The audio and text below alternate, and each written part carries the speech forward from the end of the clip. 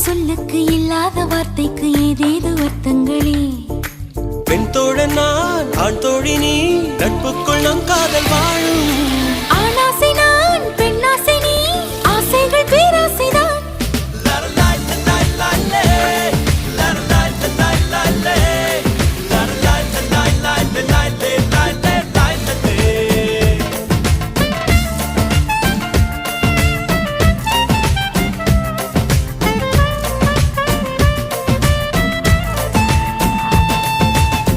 உன் பார்வையில் பைத்தியமானே, உன் வார்த்தையில் பாக்கியமானே, உன் வெட்கத்தை வேடிக்கை பார்த்தேன் மயங்கினே.